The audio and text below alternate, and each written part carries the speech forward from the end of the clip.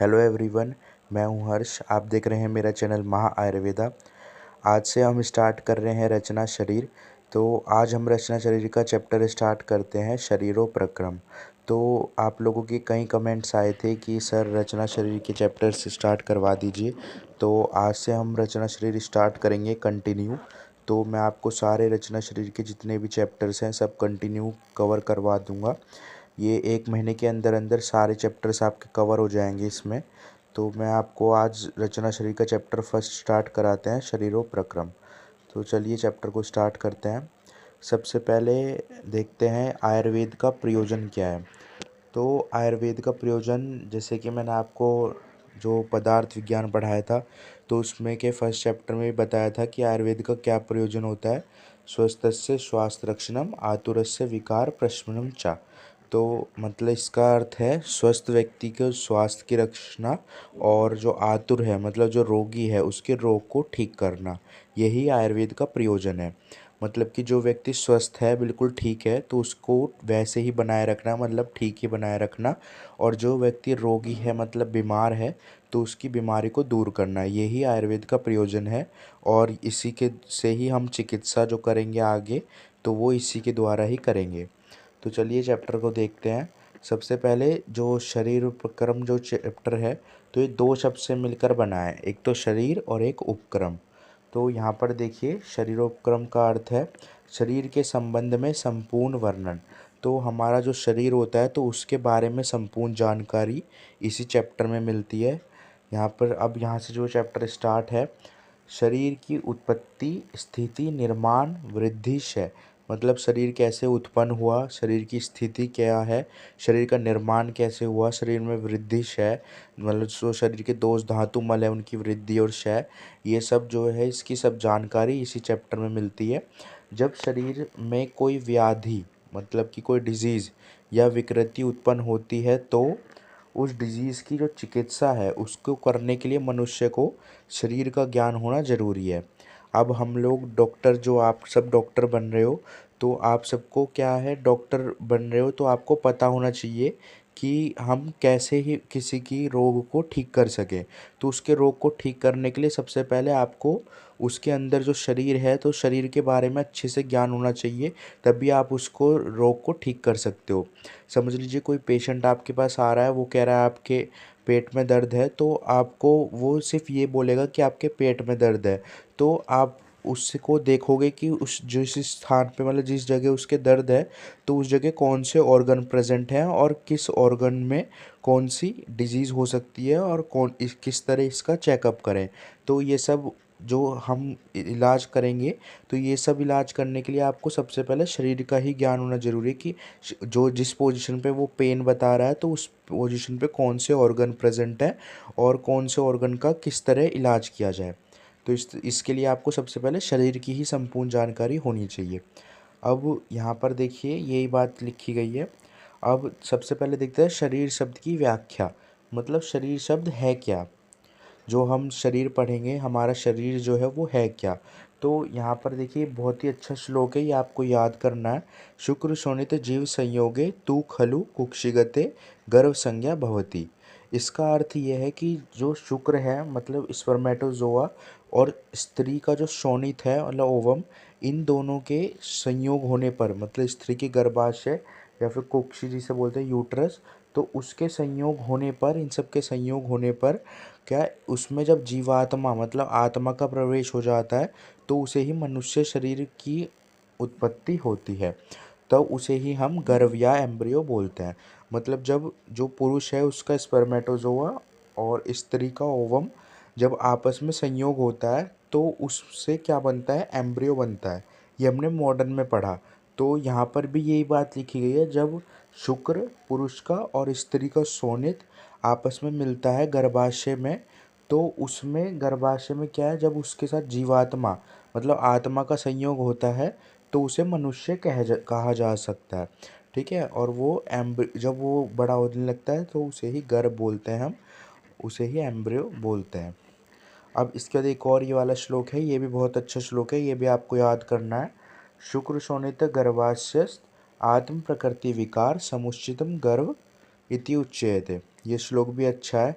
अब ये वाला श्लोक क्या है, आपको पूरा याद कर लेना तो आपके लिए बहुत ही अच्छा होगा।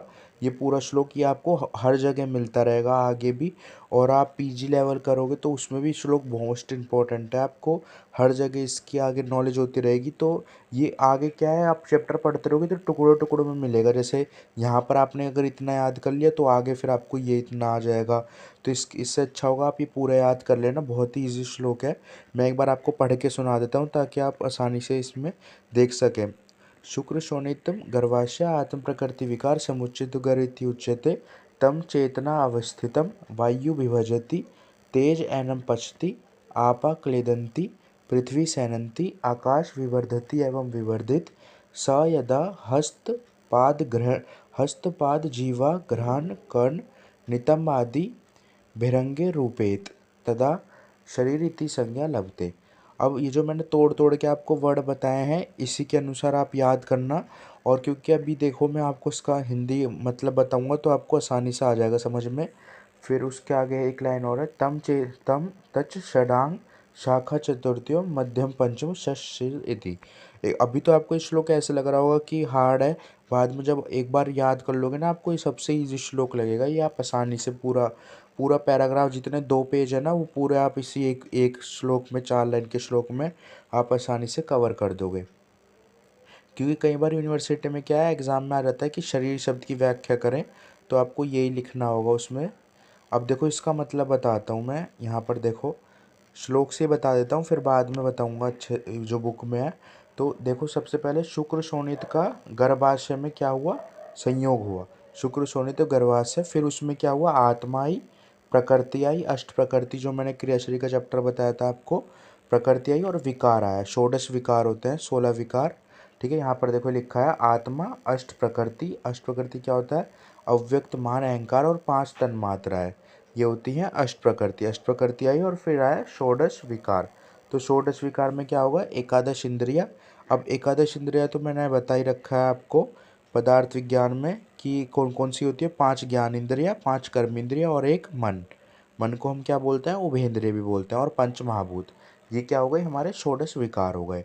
और अष्ट प्रकृति क्या हो गई, अव्यक्त मान अहंकार, पंच तन मात्रा है, ये हो गई अष्ट प्रकृति। तो जब शुक्र शोणित का संयोग होता है गर्भाशय में, फिर उसमें आत्मा, ये वाली अष्ट प्रकृतियाँ और ये षोडश विकार, ठीक है, ये हो जाता है तो उसे हम गर्भ कहते हैं। अभी तो हमने सिर्फ ये देखा कि उसे गर्भ कहेंगे, मतलब एम्ब्रियो जो होता है उसे गर्भ कहेंगे। फिर उससे शरीर बनता कैसे है, एम्ब्रियो से शरीर कैसे बनता है, वो आगे की इन 4 लाइनों में बताया गया है। फिर जब वो चेतना मतलब आत्मा युक्त जो शरीर हमने ऊपर देखा, आत्मा आ जाती है, फिर उसमें जो तेज है, मतलब यहाँ पर मैं एक सेकंड बताता हूँ। फिर उसमें देखो जो ये चेतना युक्त शरीर था ना, तो उसमें जो अग्नि है, अग्नि क्या कार्य करती है। अब जो हमने पंच महाभूत देखे थे, आकाश वायु अग्नि जल पृथ्वी, तो उसी से शरीर बनता है। तो वो उनके कार्य बताए गए हैं कि वो क्या क्या कार्य करते हैं। तो यहाँ पर देखिए जो अग्नि थी, अग्नि क्या कार्य करती है, पचाने का। मतलब जो शरीर में पाचन क्रिया होती हैं, भोजन पचाना, कुछ भी पाचन क्रिया, वो अग्नि का कार्य होता है। आप मतलब जल क्या कार्य करता है, क्लेदन तक, गीलापन उत्पन्न करने का। जैसे हमारा वो है रक्त है, ये सब जो गीले हैं, गीलापन उत्पन्न करता है शरीर को, तो ये सब क्या कार्य करता है, जल। और पृथ्वी क्या, पृथ्वी सहनता, मतलब कि जो दृढ़ता, ठोस पदार्थ है हमारी बॉडी में, जैसे हड्डियाँ हो गई, जो हमारे ढांचा प्रोवाइड करती है शरीर को, वो क्या कौन कार्य करता है, पृथ्वी। और आकाश विवर्धति एवं विवर्धित, आकाश विवर्धति एवं विवर्धित का अर्थ होता है, आकाश जो है वो हमारी बॉडी का आकार बड़ा करने का कार्य करता है। जितनी भी हमारी बॉडी का साइज़ जो बड़ा होता है ना, वो आकाश महाभूत की वजह से ही होता है। तो आकाश महाभूत हमारी बॉडी का साइज़ जो है उसको बड़ा करने का कार्य करता है। स यदा हस्तपाद जीवा ग्रहण कर नितम आदि बहिरंग रूप है। जब इन पांचों महाभूत का कार्य हो जाता है ना, तो उसके बाद जो हाथ है, पैर है, जीवा, ग्रहण मतलब नासिका, और कान, ठीक है, इन सब नितम आदि जो अलग अलग अंग प्रत्यंग है, हाथ पैर, इन सब की उत्पत्ति होने लगती है, तभी हम इसे शरीर कहते हैं। ठीक है, अब देखो आप कोई 4 लाइन का श्लोक याद कर लोगे तो पूरा जितना मैंने बताया है 10 नंबर का क्वेश्चन आता है यूनिवर्सिटी में, शरीर शब्द की व्याख्या करें, तो तो ये पूरा आप आसानी से लिख दोगे। क्या बताया था मैंने सबसे पहले, एक बार फिर से सुन लीजिए शॉर्ट में, कि सबसे पहले क्या होता है, शुक्र शोणित का संयोग होता है गर्भाशय में। फिर उसमें क्या होता है, आत्मा प्रकृति विकार, या आत्म प्रकृति विकार आ जाते हैं, और उसमें आत्म प्रकृति आने के विकार आने के बाद उसे हम गर्भ कहते हैं। तो प्रकृति ये सब बता देना कि प्रकृति कौन सी, 8 प्रकृति ये वाली, और विकार कौन से, ये वाले षोडश विकार 16, एकादश इंद्रिय पंचमहाभूत। ठीक है, फिर उसे क्या कहते हैं, हम गर्भ कहते हैं। और फिर उस गर्भ में क्या होता है, जब वो चेतना युक्त गर्भ होता है, मतलब आत्मा युक्त, तो उसमें 5 महाभूत के कार्य होते हैं। अग्नि पाचन का कार्य करती है, जल क्लेदनता उत्पन्न करता है, पृथ्वी सहनता मतलब कि पृथ्वी ठोसपन प्रदान प्रदान करता है, और जो यहाँ पर देखिए फिर आकाश क्या है, आकार बड़ा करने का कार्य करता है, और फिर उसमें हाथ पैर कान नाक आँख ये सब उत्पन्न हो जाते हैं, फिर उसे ही हम शरीर कहते हैं। अब ये जो शरीर होता है ना, ये षडांग होता है, मतलब कि 6 भागों में से बांट दिया है। मॉडर्न भी इसे 6 भागों में बांटता है, पर आयुर्वेद ने भी इसे 6 भागों में बांट रखा। कैसे, 4 तो हो गई शाखाएं, देखो शाखा चतुर्थीयो, तो मतलब 4 हो गई शाखा, मध्यम पंचम, मतलब जो मध्य शरीर है वो 5वां, और छठा जो है हमारा सिर। इसको 6 भागों में बांट दिया गया है। ठीक है, अब देखो ये जितना भी पैराग्राफ में लिखा है ना, ये सब जितना भी है, ये सब मैंने आपको सारा टोटल A to Z बता दिया है। ठीक है, अब देखो यहाँ पर अगला देखते हैं श्लोक। ये वाला श्लोक भी आप याद कर लेना, क्योंकि इस चैप्टर में जो है ये श्लोक है 5-6, ये आप याद कर लोगे, ये क्वेश्चन 10 मार्क्स में बन जाता है ना। तो आपको सारे श्लोक लिख के सब अलग अलग आचार्यों के अनुसार अलग अलग डेफिनेशन लिखनी होगी। तो ये बहुत इंपॉर्टेंट क्वेश्चन है। ये देखो, तत्र शरीर नाम चेतना अधिष्ठानम भूतनम पंच महाभूति विकार समुदायत्वकम संयोग वाही। ठीक है, ये वाला एक श्लोक है, इसे भी याद कर लेना। शरीर किसे कहेंगे, अब देखो तत्त शरीर नाम, तो शरीर उसे कहेंगे जिसमें चेतना मतलब आत्मा का अधिष्ठान हो, आत्मा मतलब आत्मा रुकी हुई हो, आत्मा हो जिसके शरीर में, और पंच महाभूति रूपी विकार का समुदाय हो। पंच महाभूत रूपी मतलब विकार जो हमने देखे, षोडश विकार, एकादश इंद्रिय, 5 ज्ञान इंद्रिय, 5 कर्म इंद्रिय और 1 उभयेंद्रिय और पंच महाभूत, तो ये विकार का समुदाय हो, उसे ही शरीर कहलाता है। अब ये शरीर संयोगवाही होता है।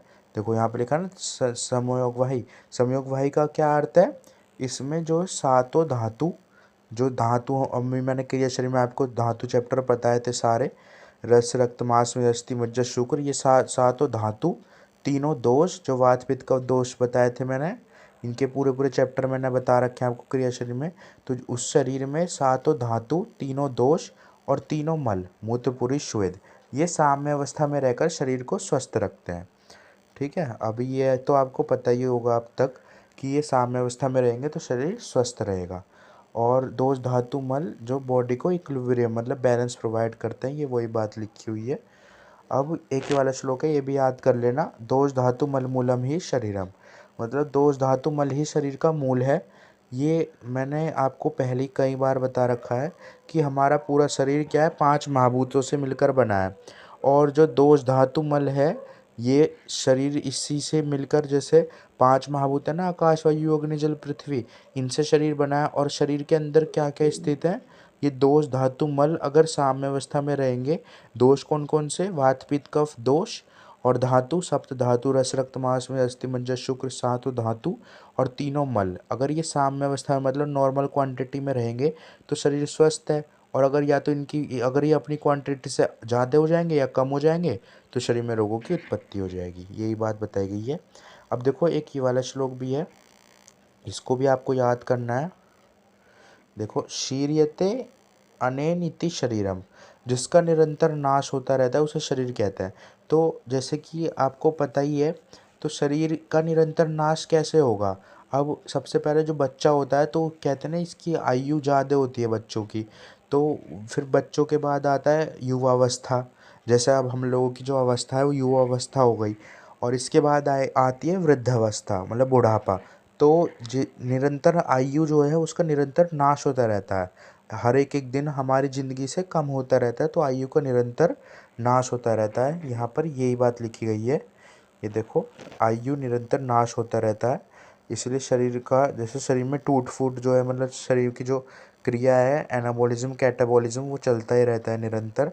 ये देखो, यहाँ पर ये है, इस प्रकार शक्ति मतलब एनर्जी की उत्पन्न होती है तो धातु का क्षय कैटाबॉलिज्म होता रहता है, और जब हम भोजन करते हैं तो धातु की क्षय की पूर्ति होती है, एनाबॉलिज्म होता है। अब देखो काय, काय का अर्थ क्या होता है। अब देखो ये जो हम पढ़ रहे हैं ना, शरीर, देह, काय, ये सब क्या है, पर्याय हैं। जो अभी हमने देखे थे ना, ये इन सब के पर्याय थे।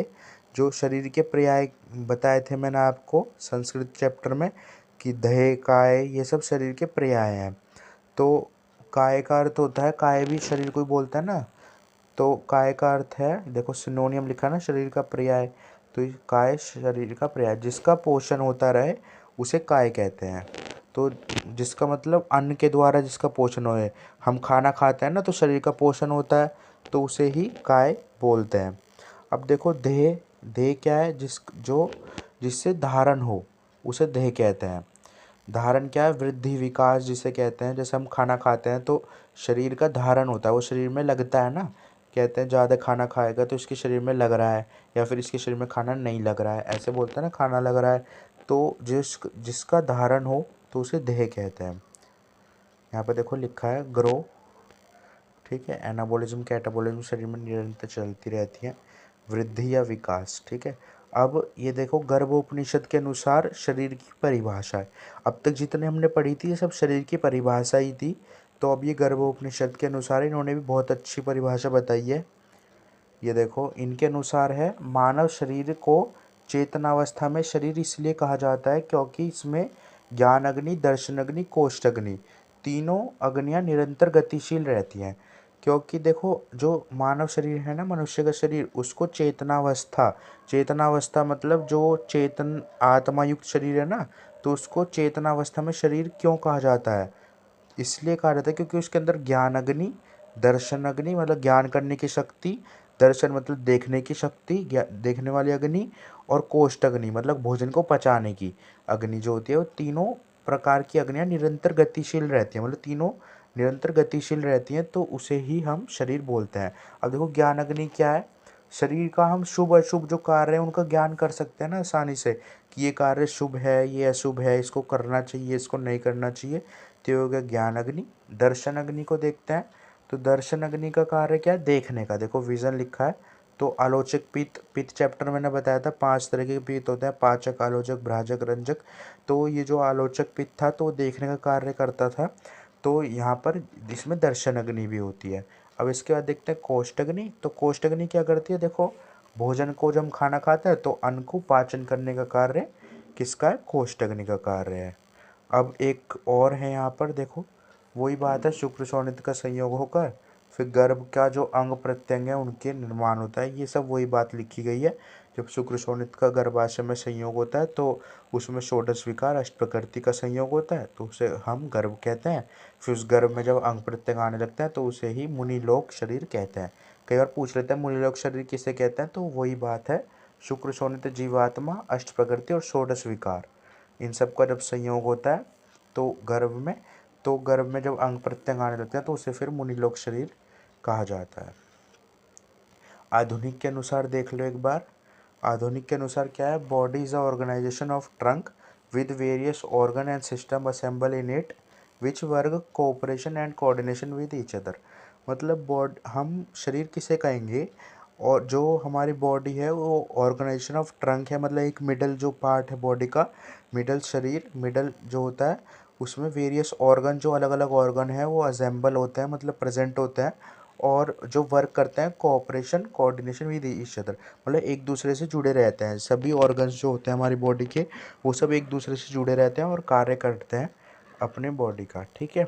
इसके बाद देखो, देखो यहाँ पर कन्फ्यूज़ मत होना, ये शारीर है और वो शरीर था, ये शारीर है, ठीक है। ये शारीर शब्द की व्याख्या पेपर में जो बच्चे होते हैं वो बहुत कन्फ्यूज़न हो जाता है, कई बार एग्ज़ाम में पूछ लेते हैं शरीर शब्द की व्याख्या, तो शरीर शारीर लिख देते हैं, और कई बार पूछ लेते हैं शारीर शब्द की व्याख्या बताओ, तो वो शरीर लिख देता है। देखो अभी मैं एक बार आपको करके बता देता हूँ, क्योंकि ये क्वेश्चन बहुत ही ज़्यादा बच्चे जो होते हैं ज़्यादातर मोस्टली इसी में कन्फ्यूज़न हो जाता है। देखो ये था शरीर, शरीर शब्द मतलब जो हमारा शरीर होता है उसकी व्याख्या बताई थी यहाँ पर। और अब देखो जो मैं दिखाता हूँ आपको, ये देखो यहाँ पर क्या है, शारीर।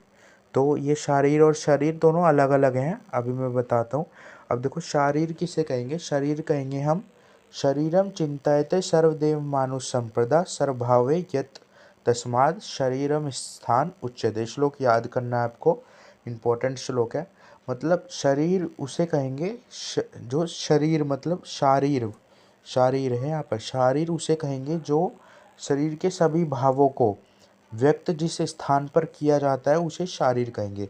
मतलब शारीर एक ऐसी स्थान है, ऐसी जगह है, ऐसी किताब है कोई, जिस स्थान पर हमने सारी चीज़ों को शरीर के, जो हमने अभी शरीर पढ़ा था उसके सभी चीज़ों को, मतलब सभी जितने अंग प्रत्यंग हैं या जितने भी उसके कार्य हैं, तो सभी को हमने अच्छे से व्यक्त करा है, ठीक है, अच्छे से बताया है, तो उसे शारीर कहते हैं।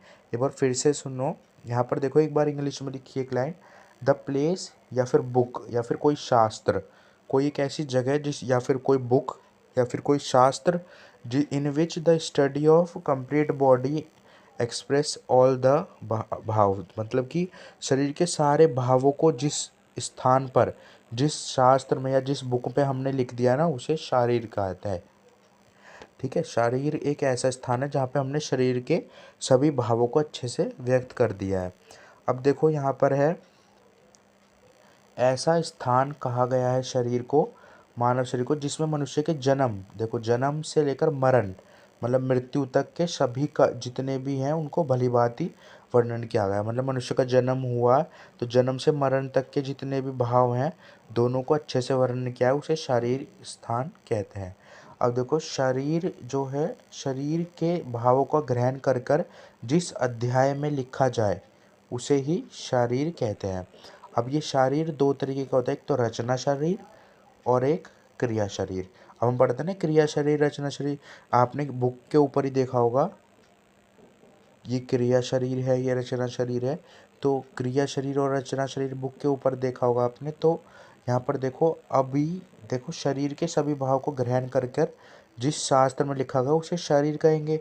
तो जो जिसमें रचना का भाव लिखा गया मतलब कि अंग प्रत्यंग आदि का जो ज्ञान कराया गया कि ये अंग है, अंग मतलब ऑर्गन बोलते हैं, और प्रत्यंग मतलब जो हमारे हाथ पैर, ये प्रत्यंग हो गए, अंग जो हो गए वो हाथ पैर हो गए, प्रत्यंग क्या हो गए, ऑर्गन हो गए, ठीक है। ये मैंने उल्टा बोल दिया था, अंग क्या हो गए, हमारे हाथ पैर जो होते हैं ये अंग हो गए, 6 अंग जो षडांग होता है शरीर, अभी मैंने पीछे बताया था 6 अंग, 2 हाथ 2 पैर, एक मिडल बॉडी और एक सिर, ये अंग हो गए 6। और प्रत्यंग क्या हो गए, बहुत सारे प्रत्यंग होते हैं, अनेक प्रत्यंग, मतलब कि जो बॉडी के अंदर होते हैं जैसे हार्ट लिवर किडनी, ये प्रत्यंग हो गए, ठीक है। तो जो रचना शरीर है वो अंग प्रत्यंग का कार्य करता है, अंग प्रत्यंग के बारे में बताता है। और जो क्रिया शरीर है हमारी बॉडी, हमारे मतलब तो वो दोष धातु मल जो होता है उन दोष धातु मलों का ज्ञान कराता है क्रिया शरीर। अभी हम बीएमएस जो आप कर रहे हो, तो उस बीएमएस में आपने देखा होगा, तो बीएमएस में आप यही पढ़ रहे हो, रचना शरीर और क्रिया शरीर। तो रचना शरीर में आप तो ऑर्गन के बारे में पढ़ोगे, अंग प्रत्यंग जो होते हैं, और क्रिया शरीर में क्या पढ़ रहे हो, दोष धातु मल, जितनी भी चीज़ें हैं इन सब के बारे में ही आप पढ़ रहे हो। इसके बाद देखो, शरीर का आधार मानकर जिस ग्रंथ में लिखा जाए उसे ही शारीर कहते हैं, ठीक है। मतलब शरीर को आधार मानकर जिस ग्रंथ में सारी चीज़ें लिख दी गई हैं तो उस ग्रंथ को ही हमने शारीर कहा है। अब यहाँ पर शरीर के आधार मानकर जो ज्ञान है, जो तंत्र है जिसमें हमने लिखा है उसे ही हम क्या बोलते हैं, शारीर। एक ही बात है, कई बार लिखी हुई है। देखो शरीर की रचना मतलब क्रिया शरीर, देखो यहाँ पर है शरीर क्या है, जो रचना शरीर है स्ट्रक्चर है, और क्रिया शरीर क्या है, फंक्शनल नॉलेज जो होती है। तो इन दोनों की नॉलेज जहाँ पर मिलती है उसे ही शारीर बोलते हैं, ठीक है। अब देखो शरीरी, ये तीनों चीज़ें हैं ना, ये शारीर, शरीर और शरीरी, ठीक है। इन तीनों में अच्छे से कंफ्यूज मत होना बिल्कुल भी, ये तीनों पेपर में एग्ज़ाम में जो होता है ये कन्फ्यूज़न करने के लिए क्वेश्चन आ जाते हैं इससे, तो इसमें कंफ्यूज मत होना आप।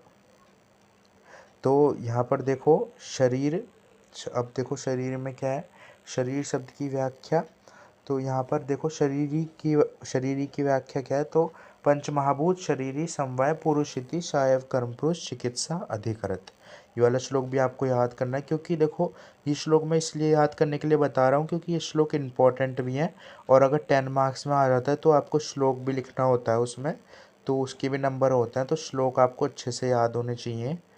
ये अब देखो यहाँ पर शरीरी किसे कहते हैं? आत्मा को। आत्मा को ही हम शरीरी कहते हैं। अब ये आत्मा पूरे पूरे चैप्टर हैं। आत्मा मैंने पदार्थ विज्ञान में आपको बताया था, पूरा टॉपिक था आत्मा। तो यहाँ पर देखो आत्मा शरीरी को कहते हैं। तो यहाँ पर क्या लिखा है? पंचमहाभूत और आत्मा के समुदाय को ही पुरुष कहला जाता है, और यही पुरुष कर्म पुरुष है, यही चिकित्सा अधिकृत है। ठीक है, जो श्लोक था ना ये वाला, ये पंचमहाभूत शरीर समवाय पुरुष इति सैव कर्म पुरुष चिकित्सा अधिकृत, तो इसका अर्थ है पंचमहाभूत और शरीरी मतलब आत्मा, पंचमहाभूत और आत्मा के संयोग को ही क्या कहा जाता है? पुरुष कहा जाता है। ठीक है, और ये पुरुष कर्म पुरुष भी होता है, और यही चिकित्सा करने योग्य होता है। अब समझ लीजिए कोई व्यक्ति है तो उसके शरीर में आत्मा है और पंचमहाभूतों से उसका शरीर बना है, तभी तो वो शरीर है, तभी तो कर्म पुरुष कहते हैं उसे, वो कार्य करने के योग्य होता है, और तभी वो चिकित्सा कर सकता है किसी की, क्योंकि उसके शरीर में आत्मा है। अब देखो जीवात्मा, जीवात्मा क्या है?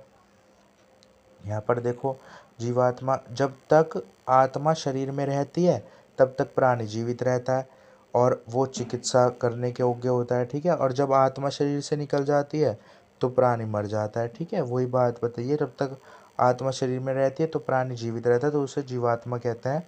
ठीक है, चिकित्सा पुरुष जीवात्मा को जानना चाहिए यहाँ पर। अब देखो एक चीज़ और लिखी है, अव्यक्त आत्मा श्रेतक विभु, ये क्या है? ये सब पर्याय हैं किसके? आत्मा के। ठीक है, अब देखो इसके बाद एक और चीज़ है, ये जीवात्मा जो होती है ना, वो सुख दुख इच्छा चेतना धृति बुद्धि स्मृति तथा अहंकार का मूल कारण होती है। ये जितने भी है ना, ये आत्मा चैप्टर मैंने बताया था ना पदार्थ विज्ञान का, तो उसमें आपको अच्छे से आ जाएगा समझ में, जब आत्मा टॉपिक बताया था मैंने आपको। तो ये जो है आत्मा के कर्म हैं, सुख दुख इच्छा द्वेष, ये सब जो ग्रहण करती है इनका मूल कारण कौन है? आत्मा ही है। अभी तो केवल आपको बस रीडिंग कर लेनी है इसकी, ये वाला टॉपिक इतना इम्पोर्टेंट नहीं है, पर ये आपको एक बार देख लेना है कि बस ये क्या है, बस एक बार इसकी रीडिंग देख लेना, ये आत्मा के मूल कारण है। अब आत्मा का स्वरूप क्या है? आत्मा सूक्ष्म है। देखो यहाँ पर है आत्मा सूक्ष्म है, मतलब कि बहुत छोटी है। अब आत्मा को कोई देख थोड़ा ना सकता है, वो सूक्ष्म है। उसका स्वरूप सूर्य के समान प्रकाशमान है, और जीवात्मा ज्ञान का अधिकरण है, मतलब जितना भी ज्ञान है वो आत्मा को ही होता है हमारे। और जीवात्मा प्रति शरीर में भिन्न है, अलग अलग शरीर में अलग अलग आत्मा होती है, यही बात यहाँ पर लिखी हुई है।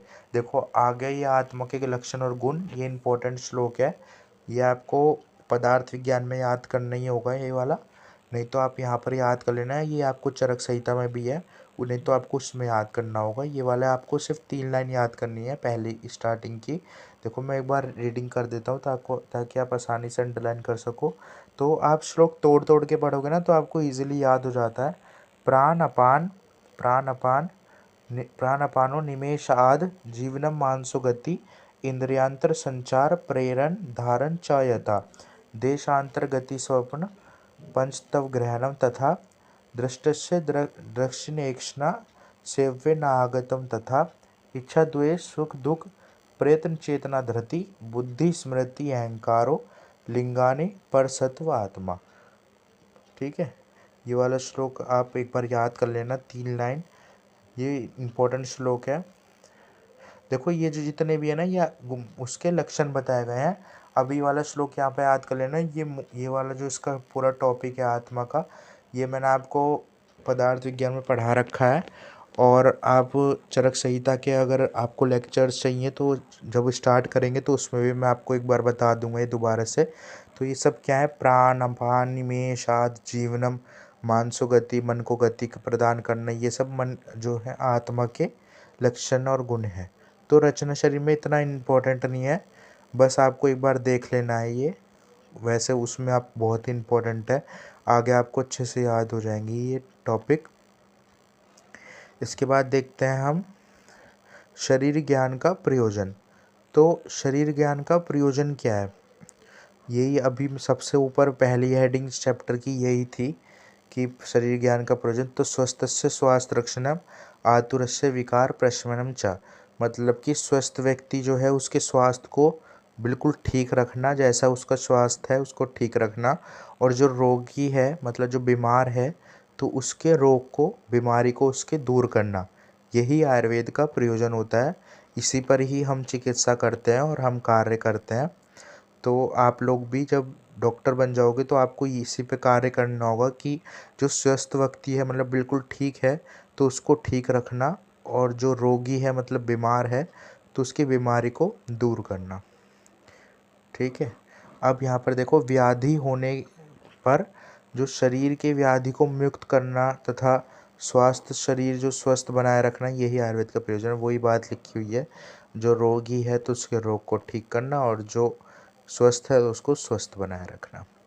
अब आयुर्वेद यह शास्त्र मनुष्य की आयु का संबंध में संपूर्ण विवरण वाला शास्त्र है। मतलब मनुष्य की जो आयु है उसके संबंध में जो पूरा विवरण देता है ये शास्त्र, कि आयु, उसकी व्याधि कैसी है, डिजीज व्याधि के कारण या उसके चिन्ह मतलब उसके लक्षण, उसके साइन चिन्ह, निदान मतलब उसके डायग्नोज करना, और कोई व्याधि है तो उसका ट्रीटमेंट करना। तो उस शरीर के स्वस्थ बनाए रखने का, जो स्वस्थ अवस्था में रखना, उसको कैसे रख सकते हैं हम, उसके आहार विहार से, दिनचर्या क्या फॉलो करता है वो, डेली रूटीन अपना, ऋतुचर्या मतलब ऋतुओं के अनुसार खाना खाता है नहीं खाता, और इसके नियमों का पालन करने कर वो व्यक्ति जो है अपने आप स्वस्थ बनाए रखा जा सकता है स्वास्थ्य को। और जो व्याधि ग्रसित नहीं होने देना, मतलब जो स्वस्थ व्यक्ति है उसको व्याधि ग्रसित ना होने देना। तो इस प्रकार कार्य आयुर्वेद शास्त्र करता है।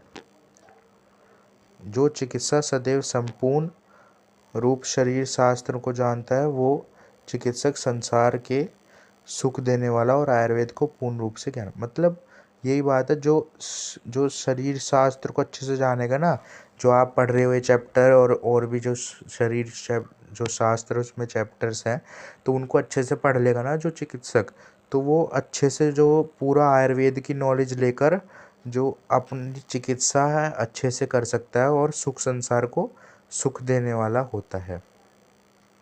इसके बाद देखते हैं दर्शन। दर्शन का अध्ययन मतलब देखा हुआ और सुना हुआ शास्त्र कर्म करें, मतलब जो आप कई बार शास्त्र जो चीज़ें होती हैं उसको देखकर और फिर उसको सुनकर तब कार्य करना चाहिए आपको। और यहाँ पर देखिए अगला क्या लिखा है, आयुर्वेद में उत्तम चिकित्सक कौन है। देखो, उत्तम चिकित्सक मतलब कि डॉक्टर जो है उत्तम कौन है, जो शल्य मतलब कि सर्जरी में तथा दर्शन मतलब देखा हुआ प्रत्यक्ष ज्ञान किया हुआ जो हो उसे ही हम उत्तम चिकित्सक कहते हैं। देखो, ये एग्जामिनर जो आते हैं ना वाय वाले ने, तो वो पूछ लेते हैं आयुर्वेद के अनुसार उत्तम चिकित्सक कौन है।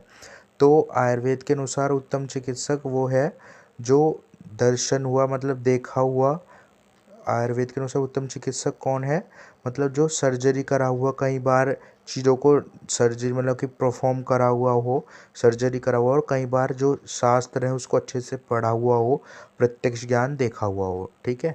और जो आधुनिक है मॉडर्न में, उसमें केवल प्रत्यक्ष ज्ञान वाला ही उत्तम चिकित्सक बताया गया है, मतलब जो चीज़ों को बस देखा हुआ हो। उसमें जो है उसमें ये नहीं बताया कि जो शल्य शास्त्र हो मतलब सर्जन हो, जो जो चीज़ों को कई बार देखा हुआ भी हो और प्रत्यक्ष करा हुआ भी हो, तो उसमें सिर्फ बताया है कि प्रत्यक्ष करा हुआ हो। ठीक है, यही उत्तम चिकित्सक बताया। इसके बाद देखते हैं शरीर ज्ञान की उपयोगिता संबंध में। तो ये जो देखो मैंने यहाँ पर लिखा भी है, ये नॉट इम्पॉर्टेंट, ये इम्पॉर्टेंट नहीं है एनसीएसएम सिलेबस के अकॉर्डिंग। ये पेपर में 1-2% चांस भी नहीं है इसके आने के। तो बस ये वाली चीज़ें आपको एक बार रीडिंग कर लेनी है, जितना जितना मैंने इसमें यहाँ पर टिक लगाए हुए हैं, तो वो आपको बस रीडिंग कर लेनी है इसमें, और कुछ भी नहीं है, ये इम्पोर्टेंट है ही नहीं बिल्कुल। तो एक बार बस रीडिंग कर लेना ये वाले पॉइंट। इसके बाद देखो षडांग शरीर, हमारा शरीर है ना, षडांग बताया था मतलब कि 6 अंगों में शरीर को बांटा था, तो उसके बारे में ही बताया गया है।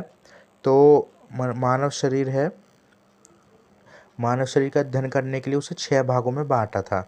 अभी हमने देखा है कौन कौन से 6 भाग थे, चलिए उसको देखते। देखो ये वाला श्लोक था ना आगे ना, टुकड़ों में, देखो उसकी सबसे नीचे वाली लाइन उठा के यहाँ पे रख दिया है, तो इसलिए मैं कह रहा हूँ वो वाला श्लोक पूरा याद कर लोगे आप तो आपको इजीली ये वाला आगे का याद करने की ज़रूरत नहीं होगी। ये देखो आपको इजीली फिर पूरा याद रहेगा तो आप आसानी से लिख सकते हो। अब देखो षडांग शरीर आ गया, तत् षडांग शाखा चतुर्थ्यो मध्यम पंचम षष्ठ सिर इति। ठीक है, मतलब इसका अर्थ क्या है? इसका अर्थ है शरीर को कैसे बांटा गया है? शाखा चतुर्थी, मतलब कि चार तो दो हाथ दो पैर, चार तो शाखाएं हो गई, और एक मध्य शरीर और एक सिर। अब देखो दक्षिण ऊर्ध्व शाखा मतलब राइट अपर एक्सट्रीमिटी। अब देखो ऊर्ध्व किसे कहेंगे? अपर को, और दक्षिण किसे कहेंगे? राइट को। ठीक है, दक्षिण ऊर्ध्व शाखा। वाम किसे कहेंगे? लेफ्ट को। और ऊर्ध्व ऊर्ध्व मतलब ऊपर, तो वाम ऊर्ध्व शाखा मतलब लेफ्ट अपर एक्सट्रीमिटी। ऐसे ही दक्षिण अध अध मतलब लोअर होता है, और ऊर्ध्व मतलब अपर होता है। ठीक है, तो दक्षिण अध शाखा, वाम अध शाखा, और लोअर एक्सट्रीमिटी जिसे बोलते हैं लेफ्ट लोअर एक्सट्रीमिटी, और जो है यहाँ पर अंतर्धि या मध्य शरीर। ठीक है, मध्य शरीर होता है ट्रंक, हमारी जो जो एब्डोमन रीजन होता है फ्रंट वाला, उसे ट्रंक बोलता है। ग्रीवा मतलब किसे कहते हैं? जो हेड और ग्रीवा, हेड और नेक होता है, तो उसे जो है छठा छठा भाग हमने उसे माना है। अब देखो यहाँ पर एक टेबल चार्ट है, उसमें आपको अच्छे समझ में आ जाएगा। ये देखो, left upper limb, right upper limb, head neck, trunk, right lower limb, left lower limb. ऐसे ही शरीर को कितने भागों में बांट दिया है? ठीक है, 1 2 3 4 5 और 6 भागों में शरीर को बांट दिया गया है। ठीक है, अब यहाँ पर देखिए क्या लिखा हुआ है। आचार्य चरक सुश्रुत भागवत समय के अनुसार शरीर में रचना शरीर में 6 भागों में बांट दिया गया था। ये 3,500 साल पुरानी पद्धति थी, मतलब 3,500 साल पहले आचार्यों ने देखो शरीर को 6 भागों में बांट दिया गया था, और इन 6 भागों में शवछेदन मतलब डाइसेक्शन किया जाता था। और आज भी, मतलब आज के टाइम पे भी जो है यहाँ पर देखो लिखा है, आज के समय में भी शरीर को इन्हीं 6 भागों में बांटकर डाइसेक्शन होता है। अब देखो आधुनिक के अनुसार शरीर षडांग शरीर। अब आधुनिक के अनुसार 6 भागों में जो शरीर को बांटा है, ये केवल आप रीड कर लेना एक बार। तो ये अगर मैं बताने लगा तो बहुत ज़्यादा टाइम हो जाएगा, बस रीडिंग कर लेना। अपर मोस्ट हेड, ठीक है, शरीर के ऊपरी भाग को फेस होता है, पार्ट ऑफ हेड, ये हेड नेक, ये सब चीज़ें वही है रीडिंग करने वाली, तो ये सब रीडिंग कर लेना, इसमें कुछ भी नहीं है ऐसे समझाने वाला।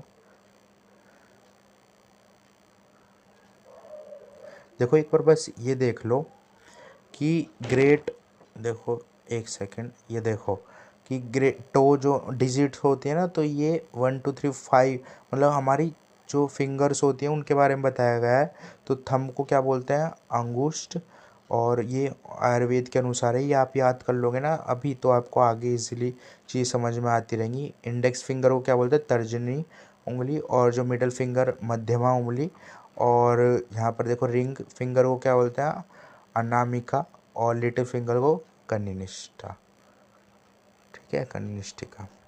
अब इसके बाद देखो शरीर शास्त्र के विभाग, तो शरीर शास्त्र के विभाग देखते हैं हम यहाँ पर देखिए, मानव शरीर के 6 भागों में जो बांटा गया था, तो उसमें अनेक अंग प्रत्यंग बताए गए थे।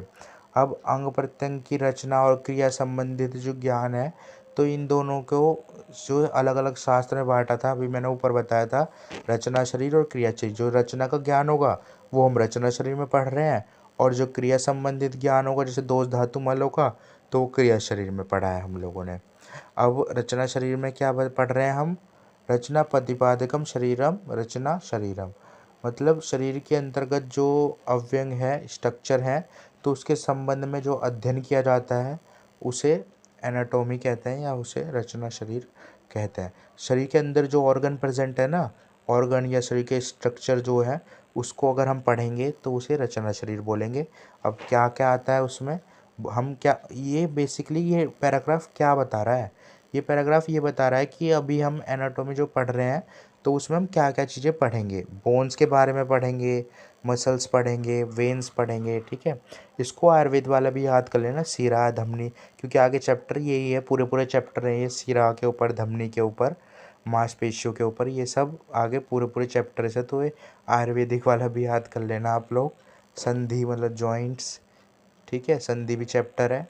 नर्व्स, साइज, पोजीशन बॉडी की, ऑर्गन, पार्ट्स, ये सब चीज़ें हम किस में पढ़ते हैं, रचना शरीर के अंतर्गत, ठीक है। और रिलेशन, रिलेशन मतलब एक ऑर्गन दूसरे ऑर्गन से कितनी दूर है या कितना पास है या उसके साइड में बराबर है, तो उसका ज्ञान भी हम रचना शरीर में ही करते हैं। अब देखो क्रिया शरीर में क्या पढ़ेंगे, जब रचना शरीर में हमने उसकी रचना पढ़ ली तो क्रिया शरीर में हम ऑर्गन के फंक्शन पढ़ेंगे कि उसकी क्रिया क्या क्या है, वो ऑर्गन कैसे काम करेगा, हमारे शरीर में जो दोष धातु मल है वो कैसे कार्य करेंगे, उनका निर्माण कैसे होगा, बनेंगे कैसे, ठीक है। ऑर्गन का सिस्टम जितने भी होते हैं वो सब इसमें पढ़ते हैं हम। आयुर्वेद संहिताओं में जितने भी सिस्टम्स हैं, अलग अलग विषय, वो शरीर स्थान में लिखे हैं। अब देखो एक ये वाला टॉपिक है, ये बहुत ही इम्पोर्टेंट टॉपिक है। ये देखो आयुर्वेद संहिता के अध्ययन की दृष्टि से देखा जाए तो शरीर स्थान को अलग अलग वर्णन किया गया है। अब देखो अलग अलग वर्णन कैसे करा है। आचार्य सुश्रुत ने ना, आचार्य जो सुश्रुत थे, तो सुश्रुत संहिता ग्रंथ को सर्वश्रेष्ठ माना जाता था आचार्य सुश्रुत के। तो उन्होंने सुश्रुत संहिता जो लिखी थी तो उसमें शारीर स्थान को 10 अध्याय में बांटा गया था। जो आचार्य सुश्रुत थे तो उन्होंने जो शारीर स्थान लिखा था ना, तो उसको उसमें 10 अध्याय बताए थे, मतलब 10 चैप्टर्स एक तरीके से। तो 10 अध्याय में शारीर स्थान को बांटा था। तो ये उन 10 के नाम हैं, ये आपको याद करना है। सर्वभूत चिंता शरीरम, शुक्र शोणितम शरीरम, गर्भाव शरीरम, गर्भावक्रांति, गर्भ व्याकरण शरीरम और शरीर संख्या व्याकरण, प्रत्येक मर्म स्थान निर्देश, शरीर वर्णन विभक्त शरीरम, शिरा शिरा व्यद वृद्ध विधि शरीरम, धमनी व्याकरण शरीरम और गर्भनी व्याकरण शरीरम। ये वाले आपको 10 के 10 नाम याद करने हैं। अभी देखो इनके बारे में भी पढ़ेंगे हम क्या क्या होता है। सबसे पहले देखते हैं सर्वभूत चिंता शरीरम। तो सर्वभूत चिंता शरीरम में क्या है, जो सृष्टि की उत्पत्ति का विस्तार से वर्णन किया गया है इसमें सर्वभूत चिंता शरीरम में। मतलब जो सृष्टि है, हमारा जो संसार है, उसकी उत्पत्ति का विस्तार से वर्णन, मतलब एक एक चीज़ जो बताई गई है वो सर्वभूत चिंता शरीरम में बताई गई है। जो पदार्थ है, पदार्थ की उत्पत्ति कैसे हुई, किसी पदार्थ की उसकी स्थिति, मतलब वो कैसे स्थित है, उसका कार्य कैसे वो कार्य करता है, ये सब किसने बताया है, इसी में ही सर्वभूत चिंता शरीरम में। अब देखो शुक्र शोणित के संयोग से जीवात्म जो जीव होता है मनुष्य, तो उसकी उत्पत्ति होती है।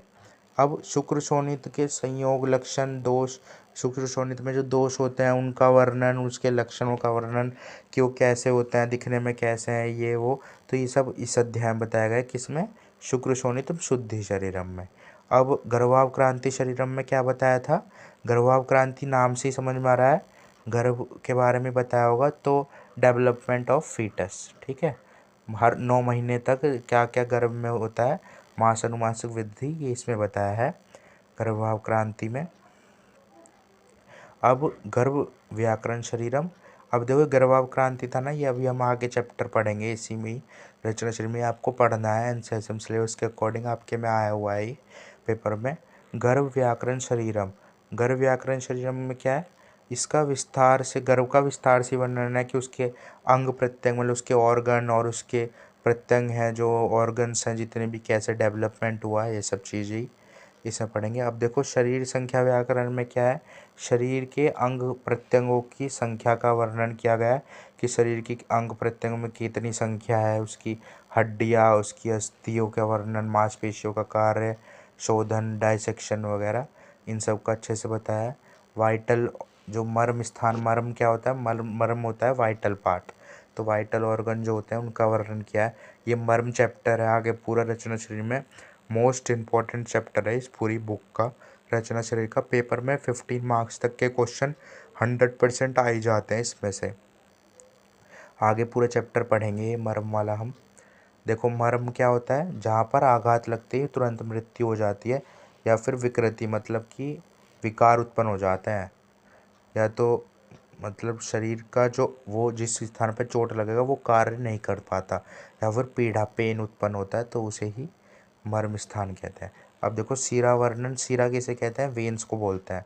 तो वेन्स की रचना मतलब उसकी जो रचना है, उसका ऑर्गन मतलब कैसी उसकी रचना है, दिखने में कैसी है, उसका स्ट्रक्चर और उसकी क्रिया है, इसका विस्तार से वर्णन किया गया है कि वो कैसे कार्य करती है। सिरा वेद विधि शरीर मतलब कि सिरा में वेदन, वेद करना मतलब कि जो इंजेक्शन वगैरह लगाते हैं हम, तो सिराओं में लगता है वो, तो उसकी विधि का वर्णन किया गया है।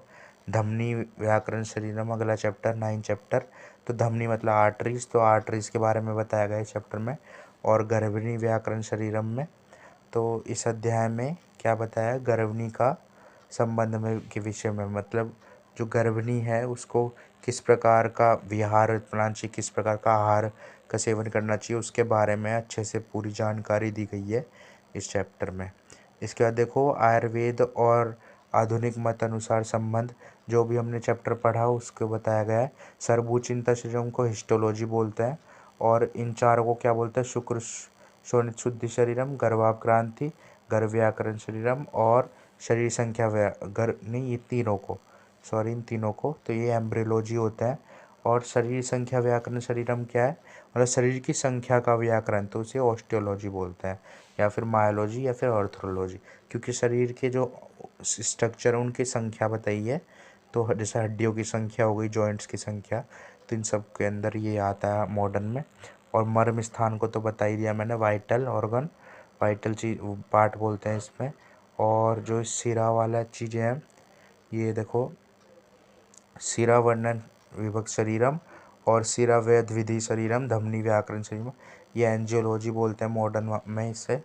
और गर्भिणी व्याकरण शरीरम, तो ये होता है पीडियाट्रिक्स, ये मॉडर्न के अनुसार इसे बोलते हैं। अब ये वीडियो यहीं तक ही रखते हैं। इसके बाद नेक्स्ट वीडियो में हम देखेंगे मृत शोधन और संरक्षण। ये जो है मृत शोधन संरक्षण इस पूरे चैप्टर का मोस्ट इम्पॉर्टेंट टॉपिक है, डायरेक्ट 10 मार्क्स का क्वेश्चन बनता है इसमें। तो ये अब नेक्स्ट वीडियो में स्टार्ट करते हैं। अगर आपको ये वीडियो अच्छी लगी तो इस वीडियो को एक लाइक कर देना और मेरे चैनल को सब्सक्राइब कर लेना। फिर मिलते हैं नेक्स्ट वीडियो में नेक्स्ट टॉपिक के साथ। ये हम अगले टॉपिक को पढ़ते हैं, मृत शोधन और संरक्षण विधि, ये मोस्ट इम्पॉर्टेंट टॉपिक है। तो फिर मिलते हैं। Thank you everyone.